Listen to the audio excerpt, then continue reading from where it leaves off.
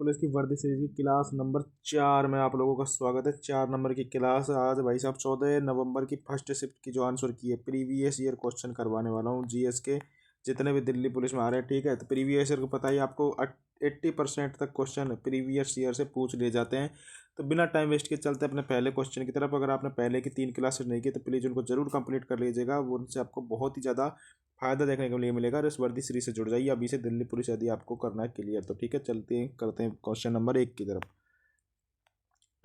पहले question number 1 शुरू करने से पहले आपको ये दिखा देता हूँ कि जो ये अपने पास जो है ये देखो 14 फरवरी की फर्स्ट शिफ्ट के जो कुछ क्वेश्चन थे वो तो मैंने कल भी करवाए थे आपको, कल की वीडियो में है ना। अभी कल मैंने आपको 15 क्वेश्चन करा दिए थे, जिसमें से मैं बोल रहा था कि 10 क्वेश्चन मैं हटा दूंगा करंट अफेयर या जो भी आलतू फालतू क्वेश्चन होंगे उनको, और हम 40 क्वेश्चन लेने वाले हैं एक आंसर की से। तो आज की वीडियो में जो है 25 क्वेश्चन, आज की जो हमारी क्लास है इसमें 25 क्वेश्चन को मैं आपको करवाने वाला हूँ।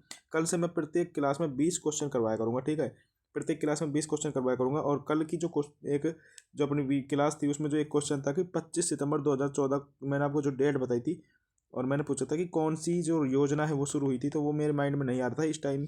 अब मैं उस पर सर्च करके आया तो जो मेक इन इंडिया योजना है सरकार की, भारत सरकार की जो मेक इन इंडिया योजना है वो 25 सितंबर 2014 को चलाई गई थी, है ना। और एक क्वेश्चन मेरे से ये गलती हो गई थी छोटी सी कि जो मैंने ग्रेनाइट है, ग्रेनाइट मैंने अवसादी चट्टान बताया था, नहीं ग्रेनाइट जो है वो आग्नेय चट्टानों का उदाहरण होता है।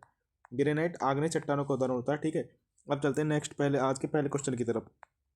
आज का पहला क्वेश्चन है कि बहुचर्चित जो उपन्यास है आपका जो Alice the adventures and Wonderland किसने लिखा है, तो ये लुइस कैरोल के द्वारा लिखा गया है। इसी प्रकार कुछ अंग्रेजी किताब आपसे पूछ लेता हूँ, जैसे कि एक माइक टायसन की है अनडिस्टुपेड ट्रूथ, है ना। अनडिस्टुपेड ट्रूथ के लेखक कौन है? अनडिस्टुपेड ट्रूथ के लेखक कौन है? तो इसके जो लेखक हैं वो है माइक टायसन, माइक टायसन के द्वारा लिखी गई है। उसी प्रकार एक है war and peace, war and peace किसके द्वारा लिखी गई है? War and peace Leo Tolstoy के द्वारा, लियो टोल्स्टॉय के द्वारा लिखी गई है। ठीक है, उसके बाद एक वेडिंग एल्बम, वेडिंग एल्बम किसके द्वारा लिखी गई है? तो ग्रीस कर्नाड के द्वारा वेडिंग एल्बम लिखी गई है। ग्रीस कर्नाड के द्वारा वेडिंग एल्बम जो बुक है वो लिखी गई है। नेक्स्ट क्वेश्चन की तरफ चलते हैं। गैर कोऑपरेटिव और कृषि सूक्ष्म को 10 लाख का देने के लिए 8 अप्रैल 2015 को कौन सी योजना भारत सरकार के द्वारा शुरू की गई थी? तो प्रधानमंत्री मुद्रा योजना जो है भारत सरकार के द्वारा 8 अप्रैल 2015 को स्टार्ट की गई थी। प्रधानमंत्री मुद्रा योजना, मुद्रा की फुल फॉर्म क्या है? तो micro unit development and refinance agency जो है मुद्रा की फुल फॉर्म हो जाएगी। इसी के साथ अटल पेंशन योजना की शुरुआत कब की गई थी? तो अटल पेंशन योजना की शुरुआत भी 2015 में ही की गई थी, है ना। उसी प्रकार से एक आती है अटल भूजल योजना, अटल भूजल योजना जो है वो 2019 की योजना है। ये 2019 की योजना है अटल भूजल योजना। ये योजना भी आपको याद रखनी है। तो आपको देखना है कि दिल्ली पुलिस में योजनाएं जो है प्रत्येक शिफ्ट में 2 योजना लगभग क्वेश्चन आ रहा है। कल मैंने आपको बताया था 14 नवंबर की फर्स्ट शिफ्ट थी, उसमें भी एक योजना पूछी गई थी, है ना। एक क्वेश्चन मैंने करवाया था मेक इन इंडिया योजना से। और देख लो आप एक शिफ्ट में दो दो क्वेश्चन योजना से बन रहे हैं, तो योजना बहुत इंपॉर्टेंट हो जाती है। यह टॉपिक आपको क्लियर कर लेना है। नेक्स्ट क्वेश्चन की तरफ चलते हैं। क्वेश्चन नंबर 3 है कि निम्नलिखित में से प्रधानमंत्री कौन थे जब नई आर्थिक नीति आई थी, तब प्रधानमंत्री कौन थे, है ना। तो पीएम नरसिम्हा राव उस टाइम पर प्रधानमंत्री थे। नई आर्थिक नीति कब आई थी? तो 1991 में जब हमारा एलपीजी प्रोग्राम लेकर आया था नाबार्ड, एलपीजी प्रोग्राम कौन लेकर आया था? नाबार्ड, नाबार्ड के द्वारा लाया गया था। नाबार्ड की स्थापना कब हुई है? नाबार्ड का हेडक्वार्टर कहाँ है और नाबार्ड के वर्तमान में अध्यक्ष कौन है? तो नाबार्ड की स्थापना हुई है 1982 में। हेडक्वार्टर इसका दिल्ली में हो जाएगा। और इसके वर्तमान में जो हेड है वो है केवी साजी, उन्हें केवी साजी वर्तमान में नाबार्ड के हेड हैं। नाबार्ड के द्वारा जीवा प्रोग्राम अभी 2022 में चलाया गया है। जीवा प्रोग्राम नाबार्ड के द्वारा 2022 में चलाया गया है। तो चलते हैं नेक्स्ट क्वेश्चन की तरफ।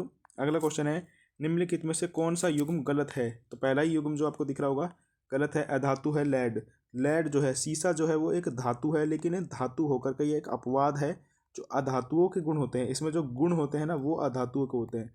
शीशे में जो गुण होते हैं वो अधातुओं के गुण होते हैं।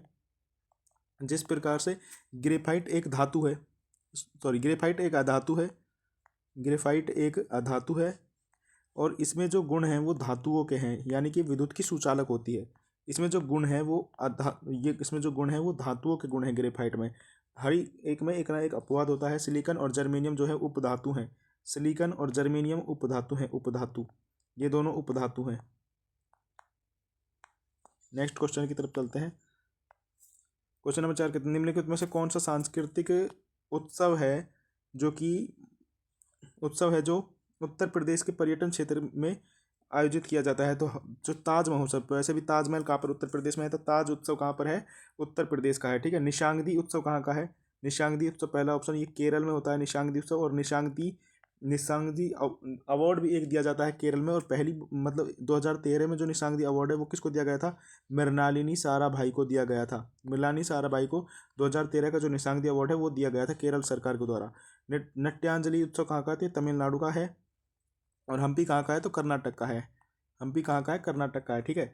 उत्तर प्रदेश के और उत्सव जो उत्तर प्रदेश में मनाए जाते हैं उनके बारे में अगर थोड़ी सी बात कर लेते हैं हम उत्तर प्रदेश के उत्सव के बारे में। तो उत्तर प्रदेश में एक तो मनता है, सॉरी, उत्तर प्रदेश में एक तो मनता है ताज महोत्सव। ताज महोत्सव उत्तर प्रदेश, सॉरी, ताज महोत्सव तो यहाँ पर लिखा ही हुआ है। कालिंजर महोत्सव उत्तर प्रदेश का है, कालिंजर। कालिंजर किला भी है उत्तर प्रदेश में, आपको पता हो तो, है ना।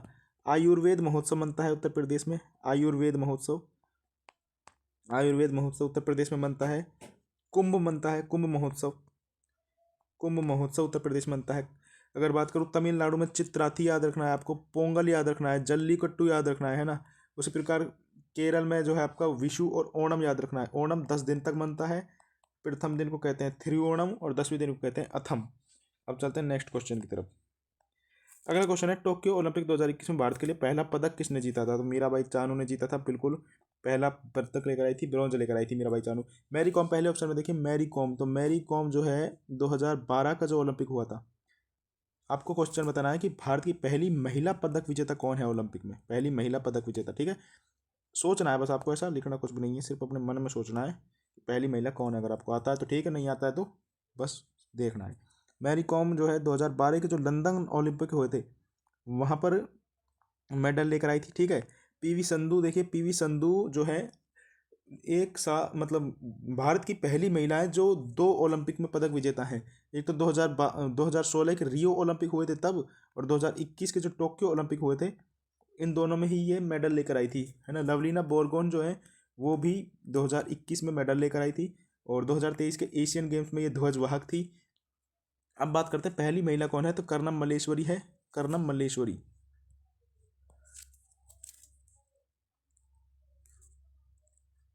कर्णम मल्लेश्वरी,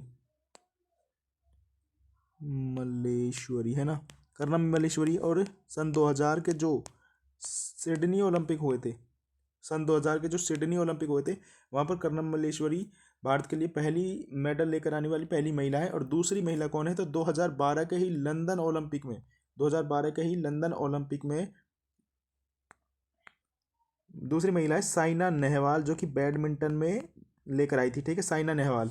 नेक्स्ट क्वेश्चन की तरफ चलते हैं। अगला क्वेश्चन है कि एनी बिसेंट के प्रभाव, एनी बिसेंट किसके प्रभाव था एनी बिसेंट के ऊपर, तो जॉर्ज बर्नार्ड शो का प्रभाव एनी बिसेंट के ऊपर था। एनी बिसेंट ने चेन्नई में होम रूल आंदोलन किसने चलाया था चेन्नई में, तो इन्होंने चलाया था सितंबर 1915 में, सितंबर 1915 में। लेकिन इनसे पहले बाल गंगाधर तिलक पुणे में चला चुके थे होम रूल आंदोलन। बाल गंगाधर तिलक ने चलाया था अप्रैल 1915 में, अप्रैल 1915 में बाल गंगाधर तिलक ने चलाया था।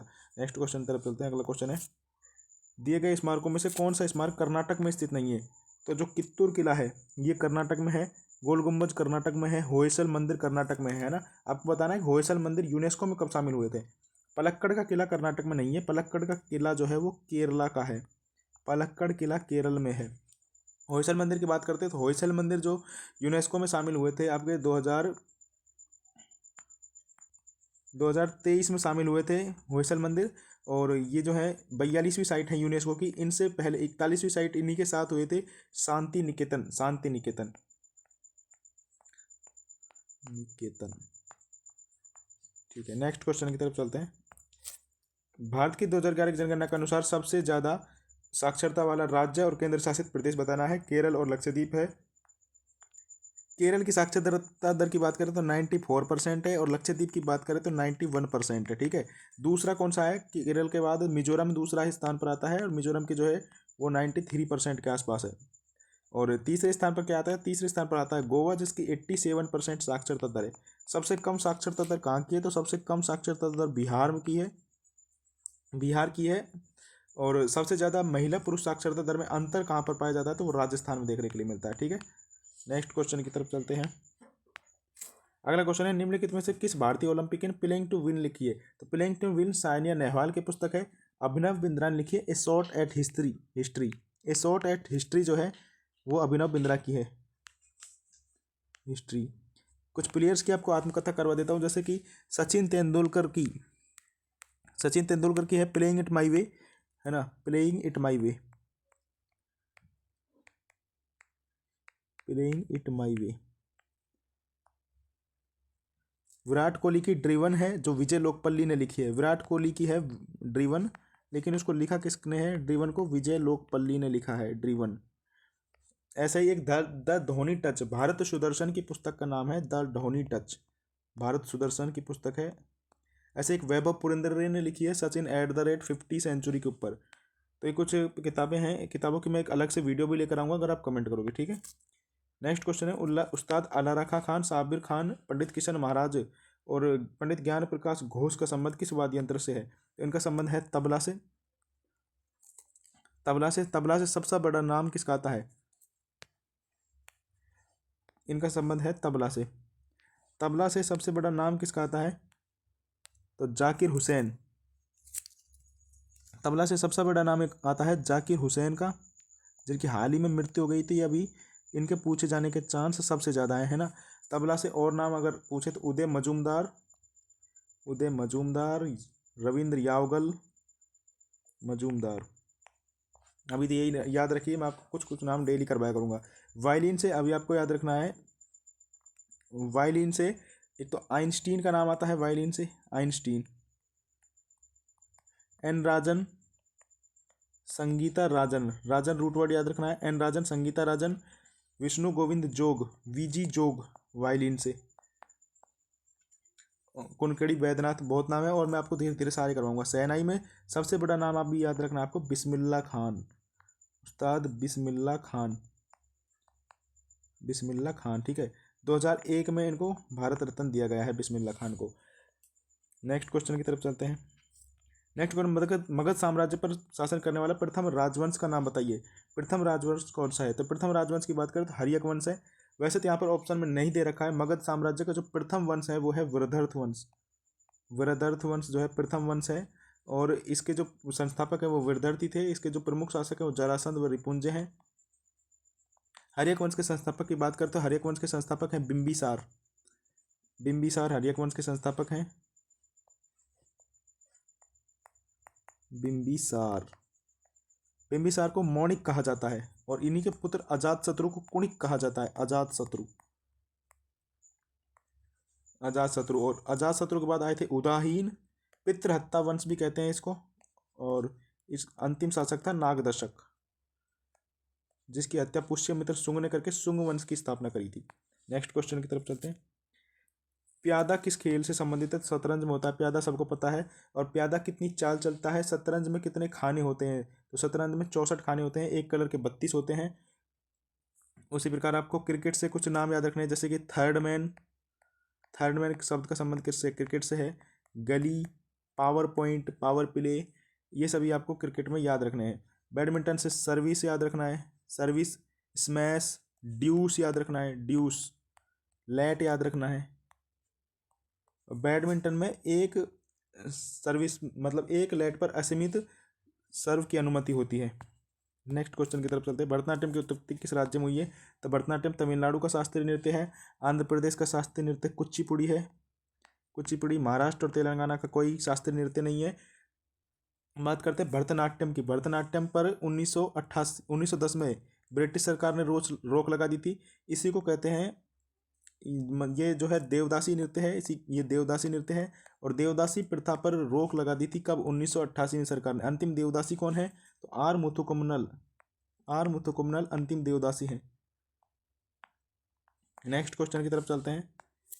एक चरलासम में भरतनाट्यम को कहा जाता है, ठीक है, अग्नि नृत्य भी कहा जाता है। भारत में सबसे पहले किस देश ने नीति निर्माण उद्देश्य के लिए पंचवर्षीय योजना हमने किस देश से ली है, ये बात कर रहा है क्वेश्चन, ये कहना चाहता है। तो सोवियत संघ रूस से हमने पंचवर्षीय योजनाओं को लिया है। आप देखना कि पिछली वाली वीडियो जो क्लास 3 मैंने करवाई है उसमें एक क्वेश्चन FYV से है, 5 ईयर प्लान से है, और यही वही शिफ्ट है ये, उसी शिफ्ट में एक क्वेश्चन और, यानी कि प्रत्येक शिफ्ट में 2 क्वेश्चन पंचवर्षीय योजनाओं से पूछे जा रहे हैं, ठीक है। पंचवर्षीय योजनाओं को रूस से लिया है हमने। पहली पंचवर्षीय योजना का समय 1951 से लेकर 1956 तक, दूसरी पंचवर्षीय योजना का समय 1956 से लेकर के 1961 तक, तीसरी पंचवर्षीय योजना का समय 1961 से लेकर के 1966 तक, फिर 1966 से 1969 तक गैप आ गया था, 1966 से 69, फिर 1969 से लेकर के 1974 तक चौथी पंचवर्षीय योजना, 1974 से लेकर के 1978 तक पांचवी पंचवर्षीय योजना, फिर 1978 से 1980 तक गैप आ गया, फिर 1980 से 1985 तक छठी पंचवर्षीय योजना, 1985 से 1990 तक दूसरी पंचवर्षीय योजना, फिर 1991 से लेकर के 1992 तक गैप आ गया, 1992 से लेकर के 1997 तक आठवीं पंचवर्षीय योजना, ठीक है। ऐसे ही आप 1997 के बाद 1997 से 2002 तक नवीं, 2002 से 2007 तक 10वीं, 2007 से 2012 तक 11वीं, और 2012 से 2017 तक 12वीं चलनी थी, लेकिन 2015 तक ही चली, उसके बाद नीति आयोग आ गया था। नेक्स्ट क्वेश्चन की तरफ चलते हैं। भारतीय संसद ने 2002 का जो 86वां संविधान संशोधन हुआ तो उसको मंजूरी दी, उसके आधार पर बच्चों के लिए जो शिक्षा है उसमें एज पूछी है मौलिक अधिकार में, तो 6 से 14 वर्ष तक की जो उम्र है आर्टिकल नंबर 21A जोड़ा गया था, और मौलिक कर्तव्यों में फंडामेंटल राइट्स में आर्टिकल 51A में मौलिक अधिकार 11 यानी कि J जोड़ा गया था, ठीक है। नेक्स्ट क्वेश्चन की तरफ चलते हैं। राज्य विधानमंडल के प्रत्येक सदन को समय समय पर बैठक के लिए कौन बुलाता है, तो राज्यपाल बुलाता है। राज्य विधानमंडल के बारे में बताता कि विधानमंडल से इस शिफ्ट में 2 क्वेश्चन देखने के लिए मिले हैं, जैसे कि पहले में विधानमंडल संबंधित आर्टिकल पूछा था, 200 नंबर का आर्टिकल है ना, तो आपको आर्टिकल्स को अच्छे से पढ़ के जाना है। 1 से 80 तक के आर्टिकल तो बहुत इंपॉर्टेंट है। अनुच्छेद के लिए मैंने एक अलग से वीडियो बनाई है, आप चैनल पर जाकर देख सकते हो, अनुच्छेद से रिलेटेड वीडियो बहुत ही अच्छे से सभी अनुच्छेद को उनमें करवाया गया है, ठीक है। नेक्स्ट क्वेश्चन की तरफ चलते हैं। महान कवि और मानवतावादी लेखक रविंद्रनाथ ठाकुर को मतलब किस घटना के बाद उन्होंने अपनी नाइटहुड की जो उपाधि है वो लौटा दी थी, तो जलियांवाला बाग 1919 में जो हुआ था हत्याकांड, उसके बाद इन्होंने नाइटहुड की उपाधि, और महात्मा गांधी ने अपनी भारत केसरी की जो उपाधि है वो लौटा दी, ठीक है, डायर ने। आप देखना फिर इसी शिफ्ट में जलियांवाला बाग हत्याकांड यानी 1919 के रोलर टेक्स्ट से 2 क्वेश्चन देखने के लिए मिले हैं। पिछले वाले में बताया था कि कौन से एक्ट के ऊपर उन्होंने लिखा है ना, उस टाइम पर किसने लिखा था, तो ये जो है 13 अप्रैल को हुआ था ये कांड, और डायर था इस टाइम पर, जनरल डायर ने गोलियां चलवाई थी, ठीक है। नेक्स्ट क्वेश्चन तरफ चलते हैं। भारतीय संविधान के किस अनुच्छेद में कहा गया है कि भारत का कोई भी नागरिक किसी अन्य राष्ट्र से कोई उपाधि स्वीकार नहीं कर सकता, तो आर्टिकल नंबर 18 का जो भाग 2 है, 18 का भाग जो 2 है उसमें ये बात कही गई है ना। ऐसे ही आर्टिकल नंबर 17 में अस्पृश्यता के बारे में बात की गई है, अस्पृश्यता के बारे में बात की गई है। आर्टिकल नंबर 16 में अवसरों की समानता दी गई है, आर्टिकल नंबर 15 के 3 में महिलाओं और बच्चों के बारे में बात की गई, महिलाओं और बच्चों को जो संरक्षण है वो दिया गया है। आर्टिकल नंबर 14 में विधि के समक्ष संरक्षण व समानता दी गई है, विधि के समक्ष संरक्षण व समानता, विधि के समक्ष संरक्षण तो हमने USA से लिया है, और समानता जो है वो ब्रिटेन से ली है। नेक्स्ट क्वेश्चन तरफ चलते हैं। अगला क्वेश्चन, निम्नलिखित में से कौन वैदिक काल में राजा के लिए धार्मिक अनुष्ठान करवाता था, राजा के लिए धार्मिक अनुष्ठान कौन करवाएगा वैदिक काल में, तो वो पुरोहित करवाता था। और वैदिक काल में जो है ये 2 भागों में बटा हुआ है, एक तो वैदिक काल और एक उत्तर वैदिक काल, ठीक है। व्यापार में जाने वाले, व्यापार के लिए दूर दूर तक जाने वाले व्यक्ति को क्या कहते थे ये लोग, तो उस को कहते थे ये पणी, उसको पणी कहा जाता था, व्यापार के लिए दूर दूर तक जाने वाले। 4 वेद हैं, वेदों के बारे में आपको इसमें अच्छे से पढ़ना है। ऋग्वेद, सामवेद, अथर्ववेद। सबसे पुराना वेद ऋग्वेद है, सबसे नया वेद अथर्ववेद है, जादू टोना से संबंधित है। ऋग्वेद जो है मंत्रों से संबंधित है। अगले क्वेश्चन की तरफ चलते हैं। भारतीय संविधान का निम्नलिखित में से कौन सा अनुच्छेद कार्य, शिक्षा और सार्वजनिक सहायता के लिए अधिकार से संबंधित है, तो आर्टिकल नंबर 41 है ना, DPSP के अंतर्गत आते हैं। DPSP आर्टिकल 36 से लेकर के 51 तक, आर्टिकल 44 क्या बताता है? यूसीसी के बारे में बताता है, समान नागरिक संहिता, समान नागरिक संहिता के बारे में बताता है। आर्टिकल नंबर 43 किसके बारे में बताता है? तो 43 हमें बताता है, आर्टिकल 43 में है द्रव्य पदार्थों पर रोक, जो भी नशीले पदार्थ होते हैं इन पर सरकार रोक लगाए, इसके बारे में बताता है। आर्टिकल नंबर 40 किसके बारे में बताता है? ग्राम पंचायत के बारे में बताता है। आर्टिकल नंबर 40 ग्राम पंचायतों के बारे में बताता है। यहीं पर एक आर्टिकल 39 का डी बहुत ही इंपॉर्टेंट हो जाता है, आर्टिकल 39 का डी, और ये बताता है आपको समान वेतन, समान कार्य के लिए समान वेतन। और इसी के खिलाफ आर्टिकल नंबर 39 डी, आप डीपीएसपी के खिलाफ आर्टिकल 37 से न्यायालय में नहीं जा सकते, लेकिन 39 डी के खिलाफ आप न्यायालय में जा सकते हैं। ये एक अपवाद है, ये डीपीएसपी में एक अपवाद है। नेक्स्ट क्वेश्चन की तरफ चलते हैं। अगला क्वेश्चन है, निम्नलिखित में कौन से शब्द से 42वें संविधान संशोधन में प्रस्तावना में कौन कौन से शब्द जोड़े गए थे? तो इसमें जो है समाजवादी, धर्मनिरपेक्ष और अखंडता, ये 3 शब्द जो हैं जोड़े गए थे। अखंडता, 3 शब्द जो हैं सब प्रस्तावना में जोड़े गए थे। प्रस्तावना से संबंधित एक विवाद हुआ था 1973 का, 1973 का केशवानंद भारती विवाद, केशवानंद भारती विवाद। और इसमें इसका जो फैसला आया था वो 24 अप्रैल को आया था। इसके जो जज थे, मुख्य जज कौन थे, इसके बारे में ज़रा सोचिए। तो इसके जो 13 जजों की पीठ बैठी थी, जिसमें फैसला आया था 7 और 6 के कोरम में। ठीक है, 7 जज तो इसके मतलब इसके पक्ष में थे और 6 विपक्ष में थे। 24 अप्रैल को आया था। सीकरी, MK सीकरी जो हैं वो इसके मुख्य जज थे। ठीक है, जब भी मैं आपसे बोलूँ कि इसके बारे में सोचिए तो आपको सिर्फ सोचना है, कोई कमेंट वमेंट कुछ नहीं करना, कॉपी पेन लेकर बैठना है और एक एक इसके नोट्स बनाने हैं। ठीक है, और इनको रिवाइज करते रहना है time to time. Next question है कि निम्नलिखित में से कौन दिल्ली सल्तनत का सुल्तान जब दक्षिण भारत पर बहमनी साम्राज्य की स्थापना हुई थी तब कौन था? ठीक है, तो बहमनी साम्राज्य की स्थापना कब हुई थी जरा सोचिए। 1347 में हुई थी। तो इस टाइम पर कौन हो सकता है आप बताइए? MBT होगा, MBT होगा। MBT के शासनकाल बताइए मेरे को। 1325 से, मैंने आपको कल ही बताया है, 1325 से 1351 तक MBT का शासनकाल है ना। इसी के समय में बहमनी साम्राज्य और विजयनगर साम्राज्य दोनों की स्थापना MBT के समय में हुई है। विजयनगर जो कि प्रथम हिंदू वंश है दक्षिण भारत का, और हरिहर और बुक्का ने इसकी स्थापना करी थी 1336 में। 1336 से लेकर के 56 तक कौन रहा था आपका? हरिहर, हक्का बक्का दोनों इन नाम से जाने जाते थे। ठीक है, विजयनगर साम्राज्य की स्थापना हुई है। MBT और मुगल, ये तुगलक वंश का जो संस्थापक कौन है? वो GST है, गयासुद्दीन तुगलक। 1320 से लेकर के 1325 तक इसका शासनकाल है।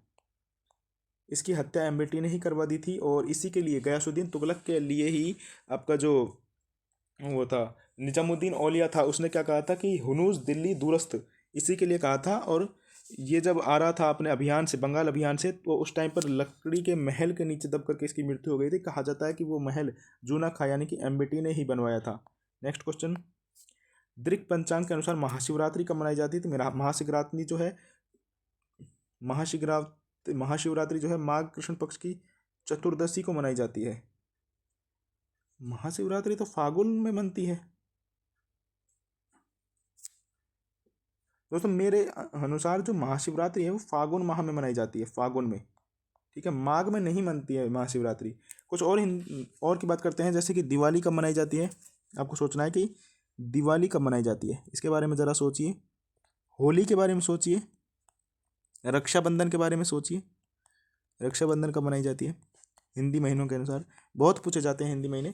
तो दिवाली की अगर बात करूं, दिवाली बनती है कार्तिक पूर्णिमा, कार्तिक अमावस्या को, कार्तिक अमावस्या को। दिवाली में इतने बम लगते हैं कि मैं अपनी कार तक नहीं पहुंच सकता। कैसे याद रखना है कि दिवाली में इतने बम होते हैं कि मैं अपनी कार तक नहीं जा सकता। होली बनती है फागुन पूर्णिमा को। पूरा का पूरा रंग लग गया है ना, पूर्णिमा, पूर्णिमा से पूरा रंग लग गया, पूरा रंग लग गया, फागुन लग गया है ना। रक्षाबंधन बनता है सावन में, श्रावण में, श्रावण में बनता है रक्षाबंधन। नेक्स्ट क्वेश्चन तरफ चलते हैं। अश्विन में बनती है दुर्गा पूजा, दशहरा। मोहनजोदड़ो के विशाल स्नानागार की खुदाई किस क्षेत्र में की गई थी? तो दुर्ग क्षेत्र में की गई थी। मोहनजोदड़ो की खोज किसने की है? तो राखल दास बनर्जी ने। किसने करी है? राखल दास बनर्जी ने की है। और कब की है? 1922 में, 1922 में की है। 1921 में हड़प्पा की खोज की गई है। 1921 में हड़प्पा, किसने खोजा हड़प्पा को? हड़प्पा की खोज किसने की है, इसके बारे में आपको सोचना है। नेक्स्ट क्वेश्चन है ये दोस्तों, आज का अंतिम क्वेश्चन है हमारा ये। और एक आपको कुछ सिंधु सभ्यता के स्थल बता देता हूँ। जैसे कि सिंधु सभ्यता में अगर हम ऐसे देखेंगे तो सबसे ऊपर था मांडा जम्मू कश्मीर में, नीचे था दैमाबाद, इधर आलमगीर उत्तर प्रदेश में, आलमगीर, और इधर है सुतकोटगीर, है ना, ये बलूचिस्तान में है, बलूचिस्तान पाकिस्तान, ये महाराष्ट्र, ये जम्मू कश्मीर, ये यूपी। ये किस नदी के किनारे है? तो जो मांडा है ये चिनाब नदी के किनारे, चिनाब, ये परवरा नदी के किनारे, परवरा, और ये हिंडन नदी के किनारे, दाशक नदी होगी दोस्तों। इसमें या तो दाशक नदी होगी या हिंडन नदी होगी, ठीक है, इसमें मेरे को थोड़ा सा कन्फ्यूजन है तो उसको देखना। और इधर भी या तो इधर इधर शायद हिंडन नदी होगी और इधर दाशक नदी होगी, ठीक है। तो आज की वीडियो में इतना ही। आप मेरे को कमेंट करके बताना कि आपको जो ये मैं आंसर की का जो सॉल्यूशन करा रहा हूँ ये कैसा लग रहा है, ठीक है। आगे इसको हम कंटिन्यू करें या ना करें, इसके बारे में बताना है। और चैनल को सब्सक्राइब कर लीजिए डेली इस वर्दी सीरीज़ के जुड़ने के साथ। मैं आपको वादा दिलाता हूँ, अगर आपने वर्दी सीरीज़ को कंप्लीट कर लिया, 45 आंसर की हैं, 45 आंसर की का एक आंसर की 2 वीडियो, यानी कि 90 क्लास अगर आपने ये कर ली ना वर्दी सीरीज़ की, तो मैं आपको वादा दिलाता हूँ कि आप 35 प्लस क्वेश्चन आप आराम से बना कर आओगे। साइंस के लिए हम अलग से कुछ करने वाले हैं, ठीक है। और कंप्यूटर का बोल रहे थे कि कंप्यूटर का जो प्रीवियस ईयर क्वेश्चन है वो करवा दीजिए, तो आंसर किसे अगर आप कहोगे तो मैं कंप्यूटर का भी करवा दूंगा। आप कमेंट करके मेरे को बता देना, ठीक है। मैं मिलता हूँ आपसे नेक्स्ट वीडियो में। चैनल को सब्सक्राइब कर लीजिए। जय हिंद।